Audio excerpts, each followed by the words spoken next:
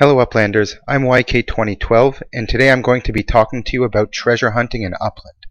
I want to let you guys in on a lot of tips, tricks, and starting strategies before you even get started with treasure hunting. There are a lot of other YouTubers that create videos around how to do treasure hunting, but that is not what I'm going to be explaining in today's video.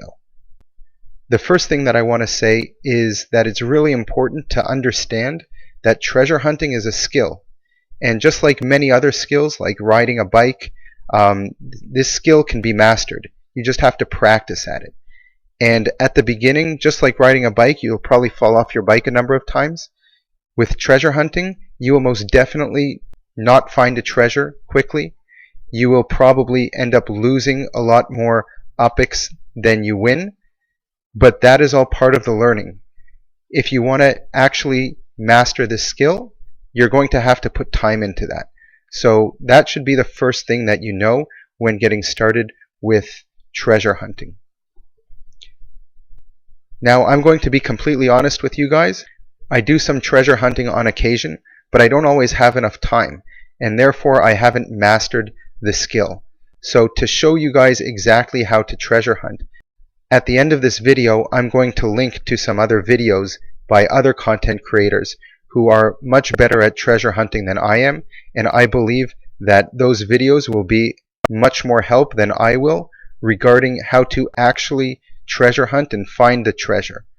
I want to make sure that I am providing the best quality content that there is, and I know that regarding treasure hunting I can't do that. I'm able to succeed in finding every standard treasure hunt that I search for, but I still feel that I'm using more sends than I probably should in order to find those treasures. I still have a lot to learn and a lot more practicing to do on my own, but that is not part of my top priorities in my strategy for how I want to play Upland, so that's why I don't have the time to master this skill. But this video, as I mentioned, is going to talk about the strategy before you decide that you're going to start treasure hunting. Number 2 is play to earn. You can win Spark and not only UPX. Play to earn is an interesting concept in blockchain gaming, which actually enables you, while playing, to earn something. In this case, it's not just UPX, where if you find a treasure hunting chest, you can get some UPX, but in approximately 5% of the cases, don't quote me on that, but that is what other people have been reporting as to how frequently they are able to find Spark. You can win Spark as well. So that's a really big draw for people in terms of treasure hunting. And once again, if you're able to master this skill and if you have the time to put into it, that can actually provide you with a fair amount of UPX and Spark on a weekly or monthly basis. And it's all a function of how much time you can put into doing this as a master. If you're just an amateur doing it several times throughout the week or when you have a spare moment, you may not feel the impact of all of the UPX or the Spark that you win. But again, this is all completely a function of how much time you're able to spend doing it. So you can definitely play to earn here, and it can be very profitable if you are able to master the skill. The next thing that you need to know before you get started with treasure hunting is to have a complete understanding how sends work. You should definitely understand that at any point in time you can hold a maximum of 11 sends. If you dip below 3, you get more sends after 24 hours. And depending on the city that you are in, you can collect anywhere from 40 to approximately 80 sends on a daily basis. I go into much more detail about how these sends work and finding them and everything that you need to know about sends in the video in the upper right hand corner. So I'm not going to continue talking about that topic in this video, but I do encourage you all to check out that video and understand how those work. Number 4 is understanding the treasure hints. If you have tried to treasure hunt on your own without looking up any information about it, you saw one of these icons and probably didn't find the treasure. That's because you really do need some sort of a guide or video to show you how it's done. Reading about treasure hunting isn't enough. You really do have to see someone else do it. And The most important thing is to really memorize and understand these icons and distances. This will be of immense help to anyone who's just starting out, and it will take time to remember all of these and know how to react and remember the distances. This graphic can be found in the description below in the link of the top 5 things to understand before treasure hunting. Number 5 on the must-know tips is understanding the types of treasure hunts. For that, I'm going to go into the game and I'm going to click on the menu and click on treasures here. Here it will pull up the treasures based on the cities. Right now my block explorer is in Oakland, so by default it will open up the Oakland treasures, and we can see that there are 3 types of treasures. There's the standard treasure, the limited treasure, and the exclusive treasure. So the standard treasure, everyone gets 1 for free every 24 hours. And this is the one that I suggest you start practicing with, and this is the one where you don't have to compete against any other players, you only compete against the clock. Every standard treasure, you have 5 minutes in order to find it, based on the clues and the hints that you saw just moments ago. Regarding the limited and exclusive treasure hunts, you are actually competing against people. And here we can see that there are currently 18 players who are treasure hunting in Oakland. Now I'm going to get back to what this riot mode means, but essentially in 2 minutes this limited treasure will spawn and players will be able to start searching for it, and chances are these 18 players, you are going to be competing against them in order to find it. You can see here there's also an hourglass here on the exclusive treasure hunt. The limited and exclusive treasures only spawn every once in a while. If I'm not mistaken, the limited one is several times an hour, and the exclusive one can be once every 2 or 3 hours.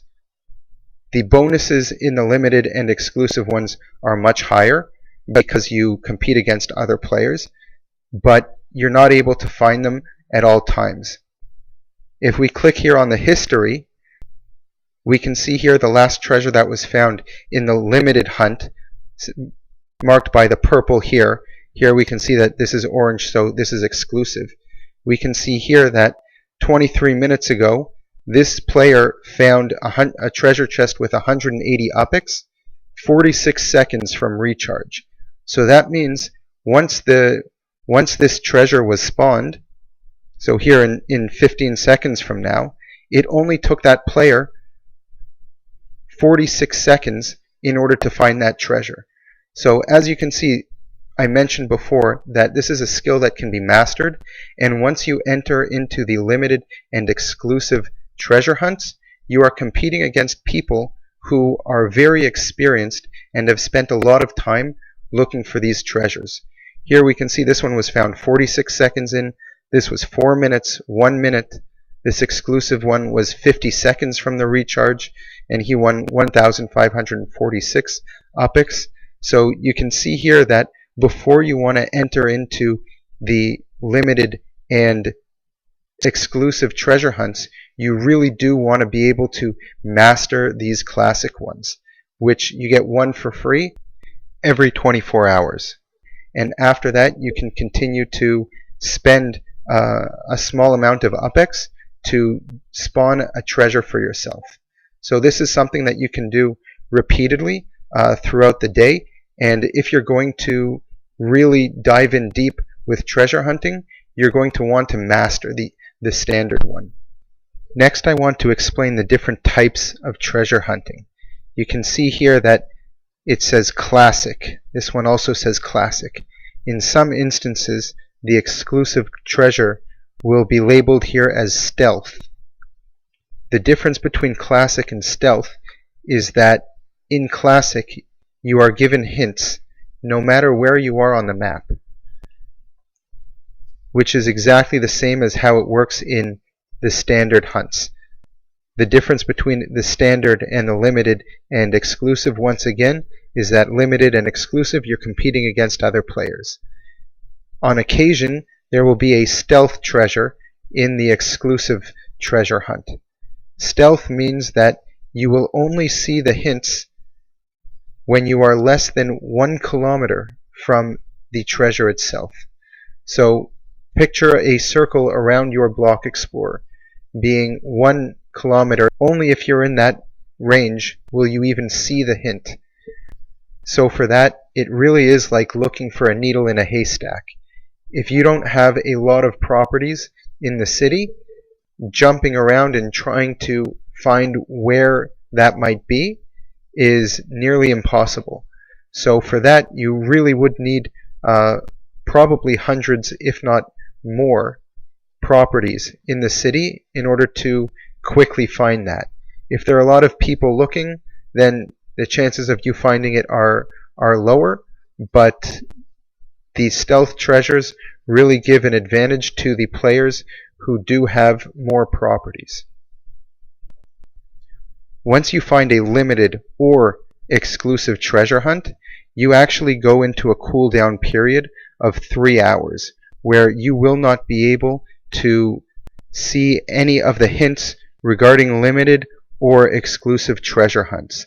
So that gives other players an opportunity to win some treasures as well, and not just have the same person win over and over and over again. But after that cooldown period, that player is back into treasure hunting and able to find another treasure. The last thing I want to mention here is riot mode. If there are enough players searching for treasures at any point in time to reach this full end of the bar for riot mode, that means that any treasure that is found in the limited or exclusive treasures are doubled. The same goes for Upix and the same goes for Spark as well. The last tip that I want to talk about today, and maybe the most important, is number 6. To actually have a strategy and choose the right city. Now, what do I mean by have a strategy, and what do I mean by choose the right city? If you say choose the right city, why don't you just say start in Chicago, or treasure hunt in San Francisco, or why doesn't YK 2012 just tell me what the answer is? And the reason is because there is no one correct answer. It all depends on your strategy. Now, what do I mean by have a strategy? Treasure hunt, go find the treasure, win Spark, win Upix, makes sense, seems easy enough, but it's not. You want to prepare yourself, because in order to start treasure hunting, you're going to need to have a number of properties in the city that you choose to treasure hunt in. As a rule of thumb, it can be anywhere from a dozen to about 20 different properties spread out within the city. And that's just to get started, and as a rule of thumb. That can change based on the size of the city. It can change based on the geometry of the city, whether it's long and skinny like Manhattan or just a really, really huge city like Nashville. So those will definitely also influence the number of properties you're going to want just to get started. Regarding your strategy, you should also ask yourself, how much time do I have to actually treasure hunt? And I'm not talking about how much time are you willing to invest just to learn how to do it and develop your skill and master it. I'm saying on a regular basis, on a daily basis, do you have 1 hour to treasure hunt every day? Do you have 3 hours to treasure hunt? Or are you just going to go in when you have a couple of minutes on a daily basis in order to try and find something? Do you want to become a master or a professional treasure hunter for all intents and purposes? Or are you an amateur who just does it for fun with the hopes of trying to find Spark every once in a while? That will also influence how you want to get started. Again, if you need to get a dozen or 20 properties in a city just to get started, that could be a pretty big investment. If you're looking at just taking 5,000 Upix as an average property size, and let's say you're going to be minting all these properties during a new city release, 5,000 Upix times 12 is 60,000 Upix, and 20 properties would make it around 100,000 Upix. So the question is, do you even have that kind of money in order to get started in creating a network? The next question should be, what city am I going to choose? If you're looking to get started in a new city during a new city release, then that might be the best opportunity to mint these properties at mint price as opposed to buying them on the secondary market. But you want to ask yourself, is this a city that I want to be treasure hunting in? Maybe it's too big of a city, then you might need 20 properties or even more just to get started. Afterwards, you're going to want to continue to add more properties in order to make your network bigger. You also want to ask yourself, what tier city do I want to be treasure hunting in? In top tier cities like Manhattan or Chicago, San Francisco, these ones have the most UPX that you can find in treasures, as well as Spark. In tier 2 cities like Kansas City or Nashville or New Orleans, the rewards are not as high. There may be fewer players hunting there, so that might give you a better opportunity and less competition when you're looking for limited and exclusive treasures. But you're going to have to work longer and harder in order to earn what you might be able to earn in the tier 1 cities. Also know that in the tier 1 cities, the property costs are probably higher. So you will probably have to pay more to mint those properties or to buy them on the secondary market if you're looking to join into a city that has already been released. Maybe a tier 3 city is the best for you. If you're just learning to get started, there may not be any competition there, and if you can buy up a lot of properties and people aren't competing against you there, you almost will certainly find these limited and exclusive treasures. The amount of Spark or UPX might not be that much, but if there's no competition, you can completely take over that market. So you have to think about these things before you really get started, and you have to do your homework regarding the city beforehand. I also advise people to take a look in Google Maps and determine where your properties are and calculate the distances between them and really create a map if you're going to become a master at treasure hunting. And as I showed you before, people are finding these treasures within 1 minute of them being released. You really have a lot of work to do if you haven't started treasure hunting until now. So that can be an additional way to really understand the distances and to familiarize yourself with the city, because using an extra send can make the difference of you finding the treasure and you not finding the treasure. If you've made it to this point in the video, you're clearly very committed to learning how to get started. You probably thought, okay, I know exactly what I need to do. I'm going to execute. I've got a strategy. I know the right city. I've got it. The next question is, let's calculate actually how much time you plan on spending treasure hunting, because this will definitely influence the amount of properties that you will want to have in your network. If you can get to the point where you can find a standard treasure chest every 90 seconds consistently, and you do that for an hour, you have completed 40 treasure hunts. Now, even if you have hundreds of properties in your network, I'm going to show you my network here in Chicago. I have approximately 100 properties scattered around the city. I haven't really built a strategic treasure hunting network, but the more properties you add, the better your network becomes. Even with these amount of properties, chances are I'm not going to be able to find a treasure without using at least 1, if not 2 sends. Even if I had double the amount of properties that I have, the chances of me being able to find a treasure without 1 send is very low. So if I can do 40 treasure hunts in an hour, that means that I'm going to use 40 sends in that hour. And depending on the city, anywhere between 40 and 80 sends is the maximum number of sends that you can do in 1 hour. So if you can get through 40 treasure hunts in a day, whether that take you an hour by doing them in 90 seconds, or it takes you double that because it takes you 3 minutes to find them. Chances are you're going to max out the number of sends that you can use in a day. So based on that, you should also think, how much time do I actually have? Is a network of 100 properties, is that even too much? Because maybe if you only plan on doing treasure hunting for half an hour, you're better off not investing in more properties, using a smaller network, but really refining your skill and mastering that. That will also help you greatly.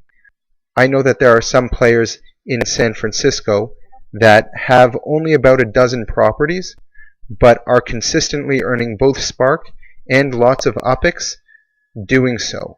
I don't know if they spend half an hour a day or 3 hours a day, but the point is that you don't necessarily need hundreds of properties in the city.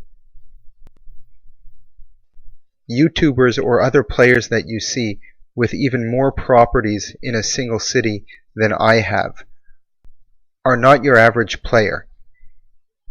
Now that we have entered into 2022, the number of players playing Upland is starting to increase. The competition over certain properties in a city is going up.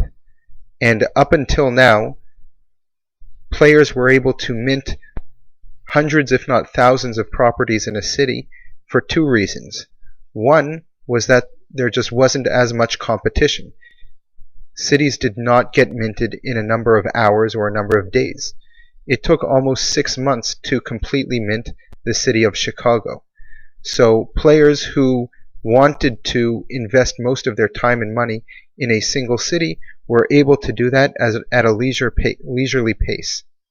Secondly, up until the third quarter of 2021, if you had UPX, you really only had one way of spending it, and that was buying or minting a property.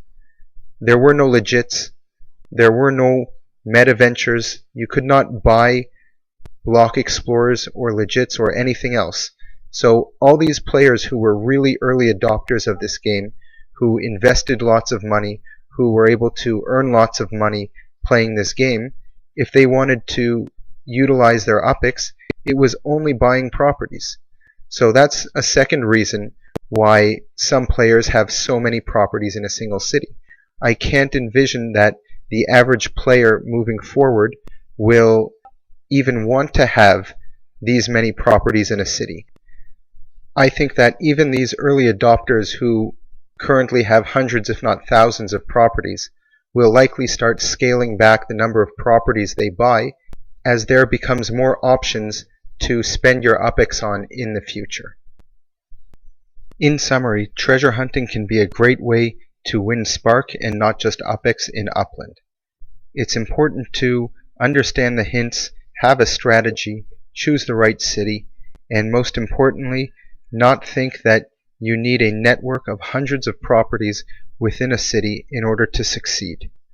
What's really important is for you to determine what kind of budget you have in order to create a working treasure hunting network in a specific city, and from there start determining what can work best for you.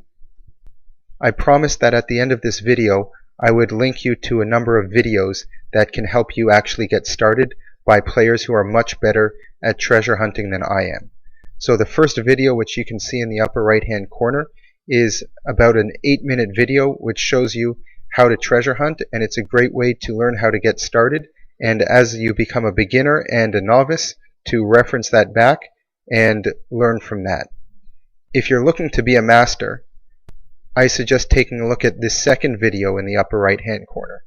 This video is a 2-hour-long video by Russell Envy, he is in fact the player that I mentioned who has only about a dozen properties in San Francisco, but he is consistently earning hundreds of thousands of UPX every month, as well as Spark. This 2-hour video is a really deep dive into treasure hunting and all the tiny tips and tricks that you need in order to be able to find some of these treasures in the 45 seconds or less that some of these other players find them in.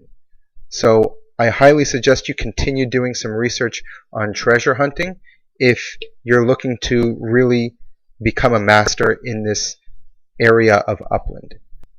Please leave us any comments or questions you have at the bottom, like this video, and don't forget to subscribe to our channel.